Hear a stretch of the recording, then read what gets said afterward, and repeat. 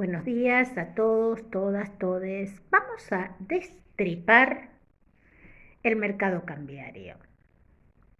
Básicamente lo que vamos a hacer es destripar el concepto de brecha cambiaria. ¿A qué llaman brecha cambiaria? A la diferencia entre las cotizaciones del tipo de cambio oficial y los distintos tipos de cambio, o sea, el financiero y el dólar blue. ¿Cuál es esa brecha? El viernes, de acuerdo a la última cotización, el viernes pasado, viernes 15, el contado con liqui era de 740 pesos. El dólar bolsa o dólar MEP era de 679 pesos. El dólar blue cotizó a 730 pesos. El mayorista, Banco Nación, 350 pesos. La diferencia sería entre el oficial, o sea, entre el mayorista y las distintas cotizaciones, del orden del 94 al 112%. Obviamente es una gran brecha. Ahora, para eliminar la brecha, ¿qué aconsejan? Devaluar. La devaluación opera sobre el mayorista y acercaría el precio del mayorista a los financieros o al blue. ¿Sucede esto? Bajo ningún punto de vista, porque cuando se devalúa se corren todos los precios de los dólares y la brecha se mantiene. Cuando opera la devaluación del 22% del 14 de agosto, impacta directo sobre el nivel de precios, nos lleva la inflación a 2 dígitos y sin embargo hoy seguimos teniendo la misma brecha. O sea, el Consejo del Fondo Monetario Internacional y de toda la corte de economistas ortodoxos recomiendan la devaluación. No es la devaluación. Para mantener un equilibrio en el tipo de cambio, lo que hay que tener es un flujo creciente y constante de dólares. Ese flujo creciente y constante de dólares se logra ampliando las exportaciones y obviamente saliendo de la sequía.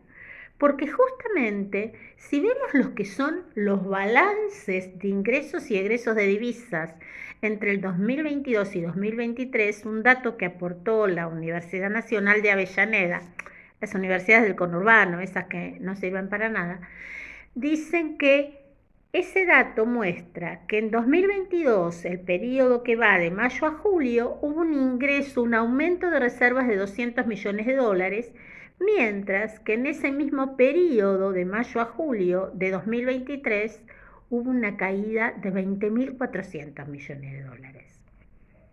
Es claramente el volumen de las reservas provenientes de los ingresos por exportaciones y no de los ingresos de capitales financieros los que sostienen el tipo de cambio. Además, en esta salida de dólares tenemos que contar también las salidas por pagos al Fondo Monetario Internacional. En 2020 y 2021 fueron cero, se estaba renegociando. En 2022 ingresan 4.800 millones de dólares, mientras que en 2023 egresan 8.000 millones de dólares.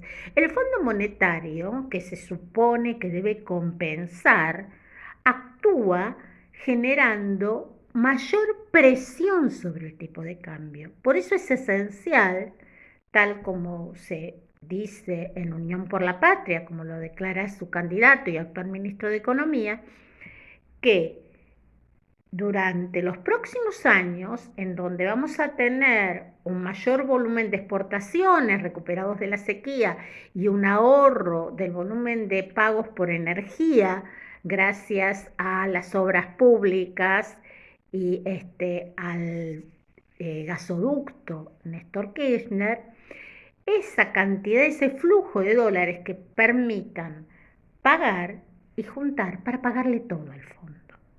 porque justamente ese gendarme de la política económica es el que genera además mayor presión sobre el tipo de cambio. Algunos dicen, bueno, hay que tener un solo tipo de cambio, unificar. No, porque lo que te permite este desdoblamiento del tipo de cambio es evitar una devaluación en shock. Imagínense un único tipo de cambio. Y los que dicen, este tipo de cambio no es competitivo y devalúan. Te va directamente a precios. ¿A quién beneficia? Y a los exportadores. ¿A quién perjudica? A los que tenemos ingresos fijos 100 pesos, los trabajadores, los jubilados, los perceptores de aguache, los beneficiarios de los planes potenciar, que son trabajadores, a ver si lo entendemos de una vez. Las exportaciones son esenciales y justamente las exportaciones son posibles porque son competitivas, porque no se miden con la brecha entre el Banco Nación, el dólar oficial y el dólar contado con liqui o el dólar MEP. Las exportaciones, el tipo de cambio competitivo se mide por el tipo de cambio real multilateral, que es un indicador que toma como promedio el tipo de cambio local versus el tipo de cambio del país con el que se comercia y la inflación de ambos. Ese tipo de cambio que se calcula a través del Banco Central de la República Argentina y se publica y es un índice, es el válido para la brecha entre el dólar que exporta y lo que se percibe por exportaciones. Y en ese sentido, el tipo de cambio real multilateral sigue siendo competitivo. Entonces, salgamos de el discurso dominante, lo que dicen los economistas que siempre hicieron lo mismo, aconsejaron devaluación, incluidos los del Fondo Monetario Internacional, más de 50 años de éxitos consecutivos, no sé para quién, bueno, evidentemente sí sabemos para quién, que no lograron nunca estabilizar la economía. La devaluación no es el camino. Sostener un flujo de dólares creciente y constante es el camino. ¿Cómo se logra? Controlando la salida, o sea, el egreso de dólares, y aumentando el ingreso vía exportaciones, vía lo que se vende, y eso es competitivo en función del tipo de cambio real multilateral. Para eso también tenemos que controlar la inflación, y la inflación no se controla con devaluación, de hecho empeora. Espero que haya sido un poco claro. De todas maneras, vamos a seguir hablando. Nos vemos. Gracias y un abrazo.